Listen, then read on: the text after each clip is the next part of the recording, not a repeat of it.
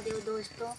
और आप सब लोग से एक बात बताना चाहती हूँ कि आप सब लोग जो भी सुबह सुबह उठ के नहा धोकर पूजा करते हैं, बहुत सारे लोग हैं, कोई कोई तो नहीं करता, बाकी बहुत सारे लोग हैं। कोई किसी को मानता है, कोई किसी देवता को मानता है, कोई दुर्गा माँ को मानता है।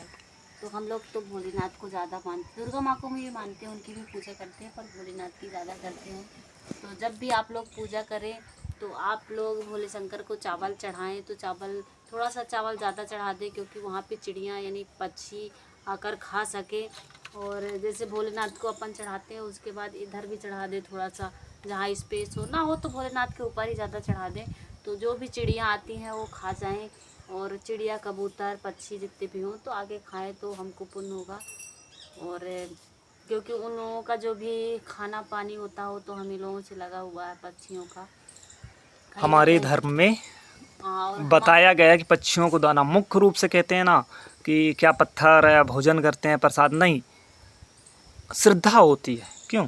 आस्था होती है। मैं पुष्पेंद्र कुशवाहा आस्था होती है पहली चीज़। दूसरी चीज़, जब चावल चढ़ाते हैं ना तो ऐसे किसी की आत्मा संतोष करना होता है, हमारे द्वारा कोई क्या हो, आत्मा संतोष हो। अब यहाँ पक्षियों के लिए हमने ऐसी व्यवस्था करके रखी है, तो भगवान शंकर के भी और यहाँ पे दो फिक्स है। क्यों? नहीं, कहीं पे भी अपन जैसे किसी की पूजा करते हैं, वहाँ हाँ पे बोलते हैं कि 56 भोग लगे, प्रसाद हाँ, चढ़ाए। पर वो खाते थोड़ा है, अपन चढ़ाते हैं, फिर इसके बाद हम ही लोग फिर हम ही बांट लोग देते खाते हैं, हैं। भंडारे के रूप में बांट देते हैं। हाँ और इसका एक और उल्टा, खासकर जो दूसरे धर्म, भले नाम हाँ, वो रमेश लोग सुरेश दूसरे धर्म के हैं, वो टिप्पणी लोग करते उल्टा हैं, करते हैं। क्या टिप्पणी करते करते हैं हैं वो लोग, कि ऐसा पंडित नहीं ने है, लूट लिया, लूट ठीक है लिया। ना, वो उसका घर भर रहा है, मंदिर बनाने में केवल पंडित का फायदा है, यही सब बोलते हैं ना। जबकि सच्चाई देखा जाए ना तो वो भारतीय संस्कृत को खत्म करने की बात कर रहे हैं। क्योंकि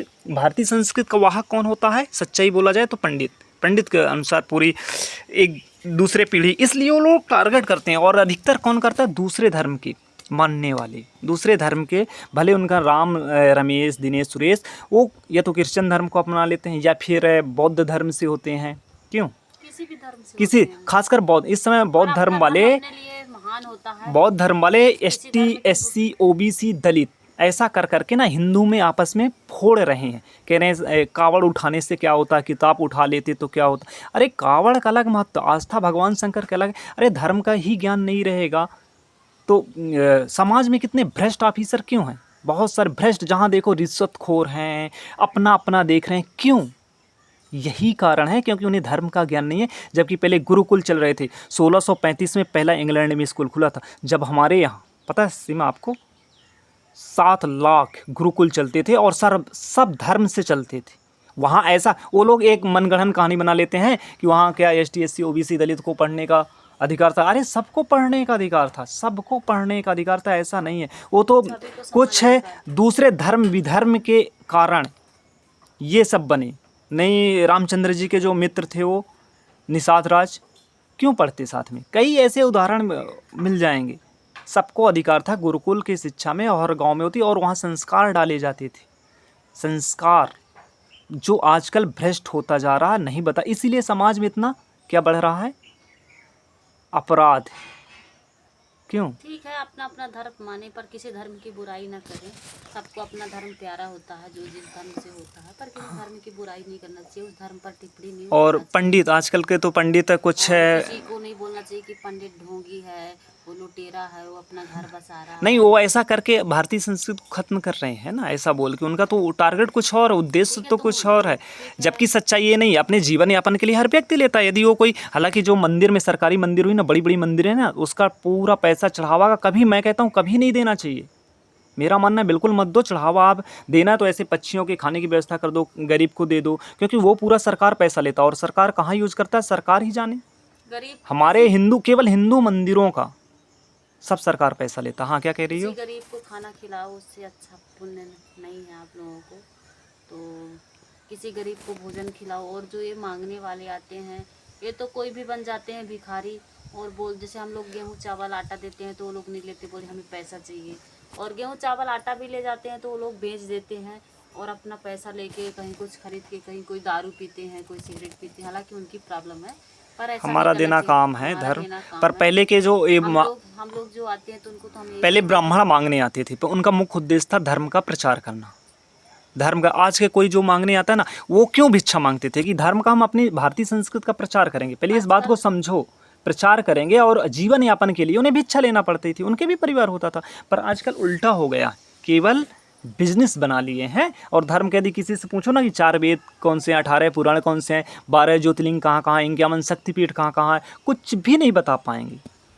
80% 90% केवल अपना, अरे दूसरे धर्म के लोग साधु का भेष बना के, अभी कावड़ यात्रा इस समय चल रही है ना सावन में, कावड़ का भेष दूसरे मांग रहे हैं। कुछ लोग तो मतलब कमाई ना करना पड़े तो गरीब बन के और इधर उधर घूम घूम के मांगते अपना पेट। हालांकि ये डिस्कशन किसी और दिन करेंगे। अभी मुख्य उद्देश्य जो था क्या था, चिड़ियों को चावल खिलाना, पक्षियों को, तो आप उनके चावल डालें, अन्न डालें और उनको खिलाएं। खासकर सावन के महीने में आप लोग ज़रूर ज़्यादा से ज़्यादा दान करें और पक्षियों को खिलाएं, तो बहुत ही अच्छा लगेगा और आपकी मनोकामना भी पूरी होगी। तो आप सब लोग भी महादेव की पूजा करें सावन के महीने में। सावन के महीने में महादेव जी सभी की मनोकामना पूरी करते हैं और उनका मन बहुत ही खुश होता है। यदि विश्वास हो तो, कहते हैं ना विश्वास हो तो, विश्वास में तो पूरी दुनिया है। बहुत सारे लोग बोलते हैं पत्थर की पूजा नहीं, ऐसा नहीं है। हिंदू सनातन धर्म वाले नहीं बोलेंगे, केवल जो होते हैं वो विधर्मी होते हैं दूसरे धर्म के। और कुछ लोग तो केवल हिंदुओं में एक महामारी पाई जाती है। महामारी मैं कह सकता हूँ कि मैं किसी देवता को नहीं मानता, ठीक है ना।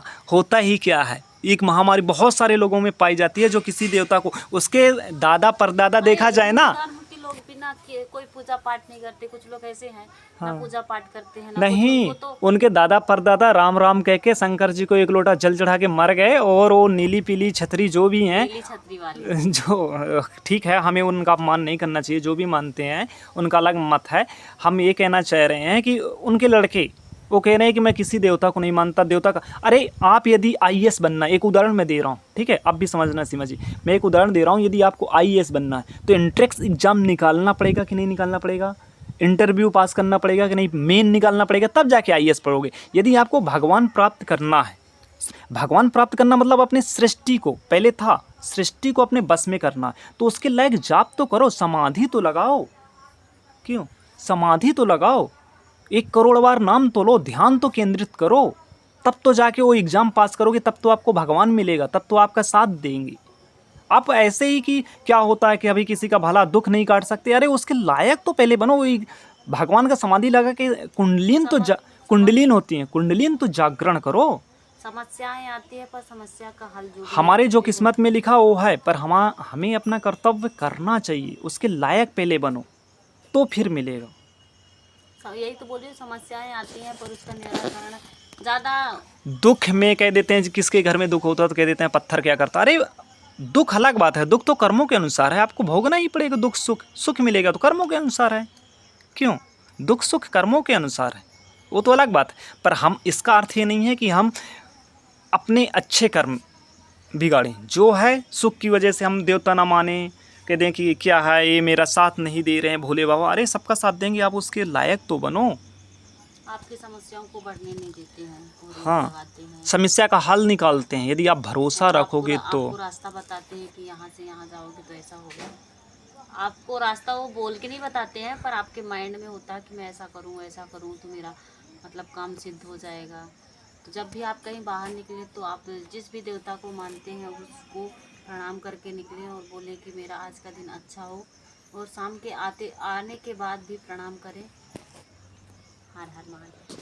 इस वीडियो में इतना ही।